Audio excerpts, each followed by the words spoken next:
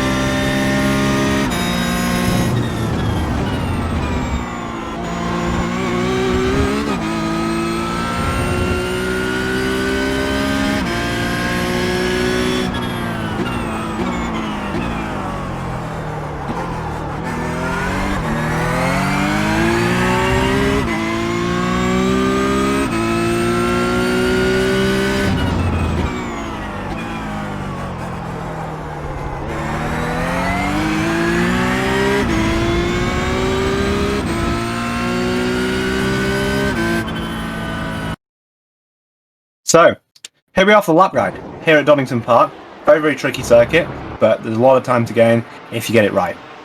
Turn number 1, very, very important. You can get a slowdown here, but it's important to open this up. The true case of where you get the slowdown is quite a hard one, because I can't say it's half a car, because we're over half a car over, but it is very close to this. So I wouldn't be going more than half a car over, or you'll get a slowdown for abusing this entry into turn number 1, but it is very, very important for your lap times to use that as much as possible on your entry and curve it in. So I always click to camera. Turn number 1, using the curb, open up the corner. Important to get a nice run through here. Very, very important for your speed down to the Craveners. Use the exit curve as well. Not an amazing line, but in terms of the exit, you want to be using a lot of this exit curve as well. Down through the S's and the Cranes, it's fairly simple. Nice tight line through the first section, and then you just shoot the left. I always think you turn in earlier than you think. Of course, it's a blind apex. Shoot the left in, and if you get it in and like kind of dip a wheel in towards this like grass area, kind of close, not quite. You kind of get a bit of a hook round, and you always tend to hold it nice and close to the line. So make sure you do that. In terms of the braking, try and brake in a straight line. That's why I set this up here. Nice bit of on. Start to trail off as we enter into the old hairpin. Again, very, very important. Using these curves on the entry. Nice and tight, nice and close to the track limits. And on the exit here, you can use a little bit of this grass without getting an off track. So don't feel bad about running wide. This is completely legal. Through here, nice little cut through here. I think it's important still to cut this corner quite a little bit. There is a bit of time in it, so just make sure you're cutting this nice and close. As we go down here, next corner, wide out. So we set ourselves up to get a straight braking zone. Very, very important in this car. Straighten ourselves up. Now we're in the straight braking zone area. We apply the brake in straight line, trail off towards the entry. Again, using that curve like we talked about, you see the rear wheel there. So close to track limits. It's a little bit of an off-cambered corner, so just be careful because it's very easy for the rear to go around. Again, using that exit, you can run a little bit on what I don't know what it is to be honest, but it's like a sort of surface. Not sure, maybe like a little bit of concrete or something. You can run a little bit wider onto that if you so do so, but if you go into the grass, you're going to lose a lot of grip. So try and run it close, but not too close. Again, into turn number, whatever it is, 8 or something. Widen out the entry. Again, on the curb. No reason not to. Brake in a straight line. Cut the apex. If you do too much, it'll end up making you slide the rear, and it'll make the exit a lot harder. Keep in third. Straighten it out. Try and just hold it on the edge of grip. Into the chicane, fast chicane, probably one of the hardest sections of the track. Again, widen out that entry. You brake a lot earlier than you think you do. I kind of brake just on that second kind of board. Not really sure what these mean, but they kind of use as a brake marker. So, kind of there. Here, very easy to get an off track and a slowdown. You kind of, I think it's about half a car, or it is half a car, over the inside. So that's completely legal.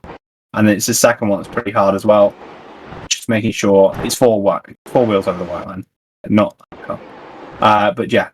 You've got to run it close, got to run it fast. Carrying as much minimum through here is crucial to your lap, and you're going to have to use all of that exit. If you don't get this right, you're going to be losing lots and lots of time, and it's the case for this entire final sector. As we exit through there, down into the final corner, again, braking a bit earlier than you think you do, always do. It's a bit of a crest here, so you don't kind of see your apex as you approach. But down, I always use first for the rotation. First for the rotation. As soon as I've got it rotated and I'm on about half power, short shift and straighten. Always very, very important. That straight final bit here. So as soon as we're starting to get to this full power, straighten the steering. And out we go. Same for the final corner as well. We go down, open it up on the curb. Nice bit of a tight entry. I always feel like a tight entry is a little bit better. I use second here. Again, straighten that exit. Bosh. Straight out and straight to the line.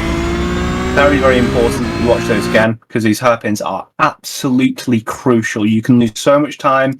Even, I always found that when I was practicing this for high-level stuff, braking really, really late here is not worth it. And being close to that limit is a bit dangerous, because any form of missed braking point, any form of going deep is going to cost you so much time. It's going to ruin all of the good effort you've done to be really consistent and close. It's so easy just to brake 5-10 meters too late and lose half a second. So I always find that braking a little bit early here is better. You can always release a little bit sooner on your trail and slow down a little bit less and just get your exits. But it's absolutely imperative that you reach these apexes, because it is so crucial to the whole of your lap.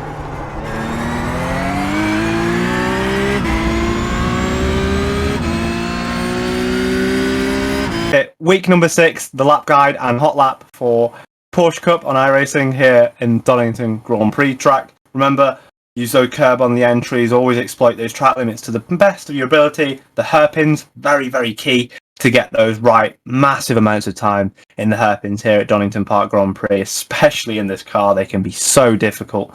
Short shifting on the exit, making sure we're getting no wheel spin. Remember, subscribe button, the like button are down there somewhere. Click those if you enjoyed and you want to see more of these lap guides coming weekly here on the YouTube channel. In the description below, there is the link to the Discord, the Coach Dave Academy Discord, so please come and have a look at that. And thank you for the support, and thank you for watching this lap guide. And until week number 7, bye-bye.